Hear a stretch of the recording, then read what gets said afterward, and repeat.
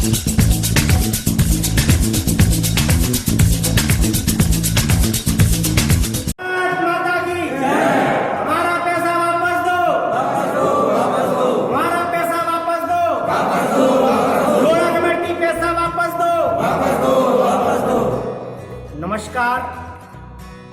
मेरे सभी पल्स पीड़ित साथियों, आज लॉकडाउन को देखते हुए और लॉकडाउन कोविड-19 की गाइडलाइन का पालन करते हुए आज कम संख्या में लोगों को बुलाया गया और महत्वपूर्ण बिंदुओं पर चर्चा हुई।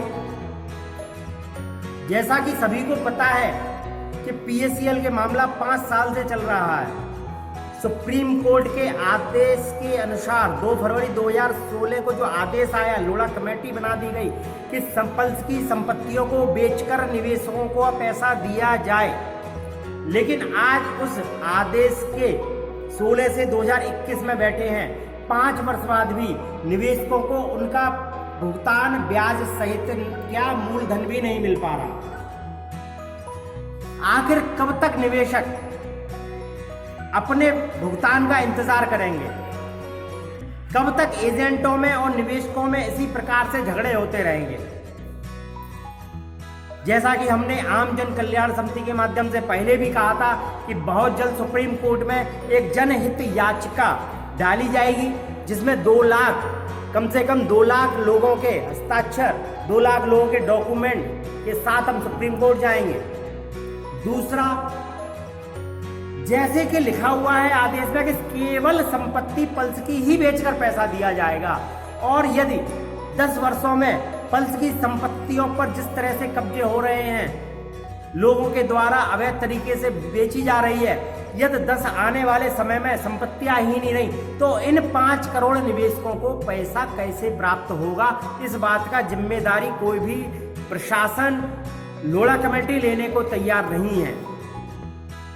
तो इस बिंदु पर भी चर्चा हुई और निवेशकों ने यह सहमति जताई कि जितनी भी पल्स की संपत्तियां हैं, जिन जिन जिलों में, राज्यों में हैं, कम से कम उन पर हम सभी निवेशक अपना देखभाल करें और किसी भी ऐसे व्यक्ति को वहां पर प्रवेश न करने दें जिससे कि हमारी संपत्ति कल को हमारे हाथ से निकल जाए। हम लोढ़ा कमेटी जी को बहुत जल्द एक प्रस्ताव देने वाले हैं कि इन संपत्तियों को जल्द से जल्द बेचकर उस जिले का कम से कम भुगतान कराया जाए। यदि लोढ़ा कमेटी जी के पास इन्वेस्टर नहीं है, कस्टमर नहीं है संपत्ति के लिए, तो आम जन कल्याण समिति अपने माध्यम से लोढ़ा कमेटी जी को ये प्रस्ताव भेज रही है कि हम आपको इन्वेस्टर भी देने को तैयार है, जिससे कि कम से कम उस जिले के लोगों का भुगतान करा दिया जाए। अब बहुत देर हो चुकी है, अब हमें कानून पर भी धीरे धीरे भरोसा लोगों का उठता जा रहा है।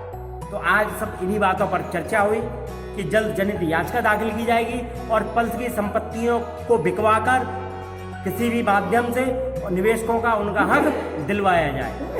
जल्दी आम जन कल्याण समिति ऐप के माध्यम से भी पूरे हिंदुस्तान के लोगों के डॉक्यूमेंट्स इकट्ठा करेगी जनहित याचिका के लिए। तो आज इन्हीं बिंदुओं पर चर्चा हुई। आगे की जानकारी आपको मिलती रहेगी।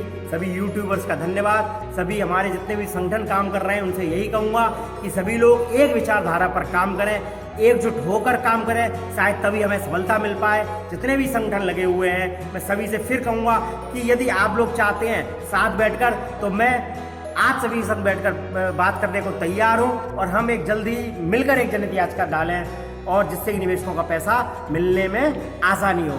जय हिंद, जय भारत।